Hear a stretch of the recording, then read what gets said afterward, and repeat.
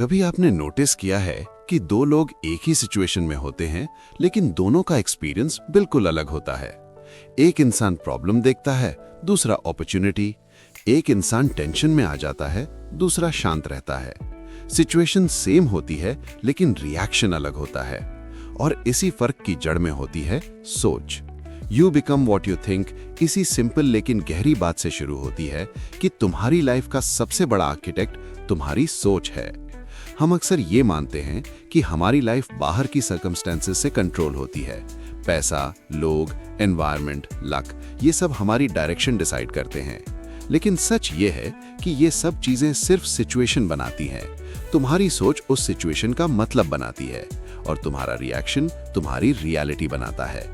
अगर तुम्हारा दिमाग हर वक्त नेगेटिव पॉसिबिलिटीज के बारे में सोचता रहता है, तो तुम धीरे धीरे उन्हीं चीजों को अपनी लाइफ में अट्रैक्ट करने लगते हो।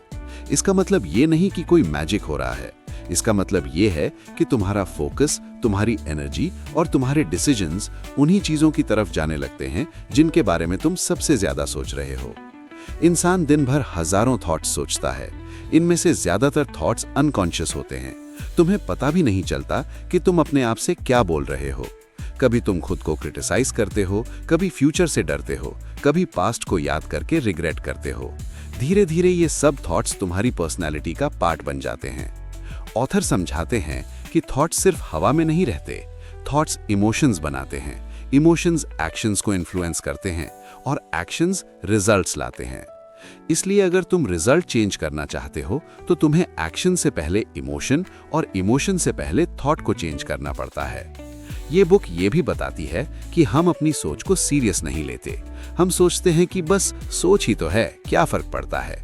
लेकिन सच ये है कि हर सोच तुम्हारे दिमाग में एक पैटर्न क्रिएट करती है और जब ये पैटर्न रिपीट होता रहता है तो वो हैबिट बन जाता है। और जब सोच हैबिट बन जाती है तो तुम उसके अकॉर्डिंग जीने लगते हो। सोचो, अगर कोई आदमी हर वक्त ये सोचता रहे कि मैं अनलकी हूं, मेरे साथ कभी अच्छा नहीं होता, तो धीरे धीरे वो अपॉर्चुनिटीज को देखना बंद कर देगा। वो रिस्क लेने से डरेगा, वो नई चीजें ट्राई नहीं करेगा और फिर जब लाइफ में प्रोग्रेस नहीं होगी तो वो बोलेगा, देखा मैं अनलकी हूं। यहां लक नहीं, सोच का लूप काम कर रहा होता है। इस पार्ट में एक और इंपॉर्टेंट बात सामने आती है, अवेयरनेस। जब तक तुम्हें पता नहीं चलेगा कि तुम क्या सोच रहे हो, तब तक तुम उसे चेंज नहीं कर पाओगे। ज्यादातर लोग ऑटो पायलट पर जीते हैं। थॉट्स आते हैं, जाते हैं और वो उन्हें ऑब्जर्व ही नहीं करते। लेकिन जैसे ही तुम अपनी सोच को ऑब्जर्व करना शुरू कर देते हो, तुम कंट्रोल लेना शुरू कर देते हो। तुम देखने लगते हो कि कौन सी सोच तुम्हें नीचे खींच रही है और कौन सी सोच तुम्हें ऊपर ले जा रही है। ये ऑब्जर्वेशन ही चेंज की पहली सीढ़ी होती है, क्योंकि जब तुम कॉन्शियस हो जाते हो तब तुम चॉइस कर पाते हो। बुक का एक गहरा मैसेज ये है कि तुम अपनी सोच नहीं हो, तुम वो इंसान हो जो अपनी सोच को देख सकता है। और जब तुम ये समझ जाते हो तब तुम नेगेटिव थॉट्स को ब्लाइंडली फॉलो नहीं करते, तुम उन्हें क्वेश्चन करते हो। इस पार्ट के एंड तक एक बात बिल्कुल क्लियर हो जाती है, तुम्हारी लाइफ में जो रिपीट हो रहा है वो तुम्हारी रिपीटेड थिंकिंग का रिजल्ट है। अगर तुम्हें अपनी लाइफ चेंज करनी है तो तुम्हें सबसे पहले अपनी सोच की क्वालिटी चेंज करनी होगी। यहीं पर पार्ट 1 खत्म होता है। अब हम समझ चुके हैं कि थॉट सिर्फ रैंडम चीजें नहीं होती, वो तुम्हारी रियलिटी का ब्लूप्रिंट होती हैं। अब तक हम ये समझ चुके हैं कि थॉट्स तुम्हारी रियलिटी को शेप देते हैं। लेकिन एक और गहरा सवाल यहाँ खड़ा होता है, ये थॉट्स आते कहाँ से हैं? क्यों कुछ लोग नेचुरली कॉन्फिडेंट सोचते हैं और कुछ लोग हमेशा डाउट में रहते हैं? यहीं पर you become what you think subconscious mind, believes और सेल्फ इमेज की बात करती है। बचपन से लेकर आज तक जो चीजें तुमने सुनी, देखी, महसूस की, उन सब ने मिलकर तुम्हारे अंदर कुछ बिलीव्स बना दिए। ये बिलीव्स इतने पुराने हो जाते हैं कि तुम्हें लगता है यही सच है। अगर किसी को बार बार बोला गया कि वो एवरेज है, तो धीरे धीरे वो अपने आप को एवरेज ही मानने लगता है। अगर किसी को ये फील कराया गया कि वो केपेबल है, तो वो चैलेंजेस को भी कॉन्फिडेंस के साथ लेता है। यहीं से सेल्फ इमेज का कॉन्सेप्ट आता है। सेल्फ इमेज वो तस्वीर होती है जो तुम अपने बारे में दिमाग में बनाए रखते हो। तुम अपने आप को कैसे देखते हो, ये तुम्हारी लिमिट्स डिसाइड करता है। अगर तुम अपने आप को वीक देखते हो तो तुम्हारी एक्शंस भी वीक हो जाती हैं। अगर तुम अपने आप को इंप्रूविंग इंसान के रूप में देखते हो तो तुम्हारी एक्शंस भी वैसी ही हो जाती हैं। सबकॉन्शियस माइंड इस सेल्फ इमेज को प्रोटेक्ट करता है।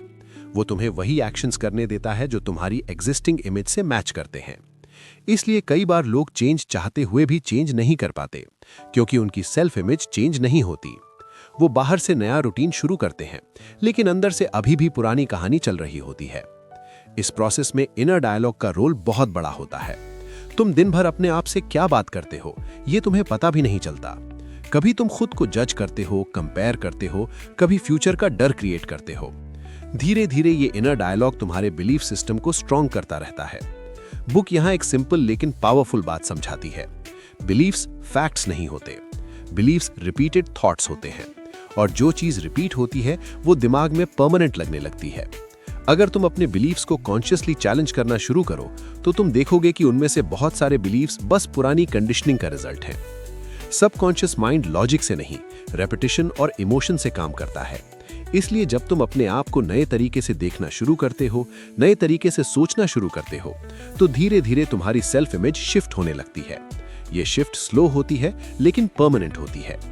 यहाँ पर एक और चीज समझ आती है, तुम्हारी जिंदगी में जो भी पैटर्न्स रिपीट हो रहे हैं वो तुम्हारी बिलीफ्स का रिफ्लेक्शन है। अगर तुम हर बार सेम टाइप की प्रॉब्लम्स में फंस जाते हो तो शायद तुम्हारा बिलीफ सिस्टम ही वैसा है जो तुम्हें उन सिचुएशंस की तरफ ले जा रहा है। जब तुम अपने बिलीफ्स को ऑब्जर्व करते हो, उन्हें लिखते हो, उन्हें क्वेश्चन करते हो, तब तुम पहली बार उन पर कंट्रोल लेना शुरू करते हो। तुम देखते हो कि कौन सा बिलीफ तुम्हें आगे बढ़ा रहा है और कौन सा बिलीफ तुम्हें रोक रहा है। इस पार्ट के एंड तक एक बात बिल्कुल क्लियर हो जाती है, थॉट्स सिर्फ ऊपर ऊपर की लेयर है। उन थॉट्स के नीचे बिलीफ्स होते हैं और बिलीफ्स के नीचे सेल्फ इमेज होती है। अगर तुम्हें अपनी सोच बदलनी है तो तुम्हें अपने बिलीफ्स और सेल्फ इमेज पर काम करना होगा। यहीं पर पार्ट 2 खत्म होता है। अब हम समझ चुके हैं कि सबकॉन्शियस माइंड, बिलीफ्स और सेल्फ इमेज का तुम्हारी सोच पर कितना गहरा असर होता है। अब तक हम समझ चुके हैं कि थॉट्स रियलिटी बनाते हैं, बिलीफ्स थॉट्स को शेप देते हैं और सेल्फ इमेज बिलीफ्स को प्रोटेक्ट करती है। अब सबसे प्रैक्टिकल सवाल बचता है कि अगर ये सब इतना गहरा है तो चेंज कैसे लाएं? You become what you think का फाइनल हिस्सा इसी प्रैक्टिकल चेंज पर फोकस करता है। चेंज एक दिन में नहीं होता और ना ही सिर्फ एक मोटिवेशनल थॉट से होता है। चेंज तब होता है जब तुम अपनी डेली थिंकिंग पैटर्न को धीरे धीरे रिप्लेस करना शुरू कर देते हो। सबसे पहला स्टेप होता है अवेयरनेस। जब भी तुम नेगेटिव या लिमिटिंग थॉट पकड़ते हो, तुम उसे तुरंत रोककर क्वेश्चन करते हो, क्या यह सच है या बस पुरानी आदत है? धीरे धीरे तुम नोटिस करने लगते हो कि तुम्हारा दिमाग हर सिचुएशन में पहले नेगेटिव पॉसिबिलिटी दिखाता है। ये उसकी आदत होती है, रियलिटी नहीं। जब तुम इस आदत को पहचान लेते हो, तब तुम कॉन्शियसली एक नया थॉट चूज कर सकते हो। ये चॉइस ही चेंज की शुरुआत होती है। इस प्रोसेस में कंसिस्टेंसी बहुत जरूरी होती है। एक दिन पॉजिटिव सोच लिया और फिर वापस पुरानी सोच में चले गए तो कुछ नहीं बदलेगा। तुम्हें हर दिन अपने थॉट्स को ऑब्जर्व करना पड़ता है, उन्हें जेंटली गाइड करना पड़ता है।